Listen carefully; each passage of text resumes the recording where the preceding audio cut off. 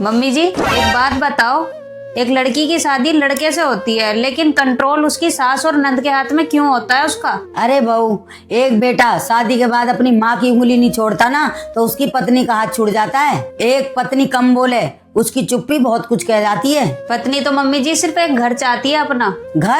घर तो जब बनता है बहू, जब बेटा पति बनता है। जिस घर में सास फैसले लेती है और बहन दखल देती है, उस घर में बहू की इज्जत नहीं बनती। उस घर में बहू का सबर परखा जाता है। पत्नी की हर बात मम्मी जी गलत क्यों ठहराई जाती है फिर? क्योंकि समाज में बहू को एडजस्टमेंट की मशीन बना रखा है। बहू को रोना हो तो बंद कमरे में रोए, बहू को कुछ बोलना हो तो धीरे बोल। अगर बहू अपने हक की बात करे तो कहते हैं कि संस्कार नहीं है। सच तो ये है बहू, सबसे बड़ी गलती उस बेटे की होती है, बहू की नहीं। जो शादी के बाद वो ये तय नहीं कर पाता उसकी पत्नी उसकी जिम्मेदारी है, बोझ नहीं। जिस दिन उसका पति उसके साथ खड़ा हो जाएगा ना, कोई सास कोई नंद उसका घर नहीं तोड़ सकती। और सास ससुर मम्मी जी? माँ बाप को तो अपने बेटे को ये समझाना चाहिए कि शादी का मतलब लाना नहीं है, साथ निभाना है। बहू की जिंदगी जब बर्बाद नहीं होती जब सास मजबूत होती है, बहू की जिंदगी जब बर्बाद होती है जब पति कमजोर होता है।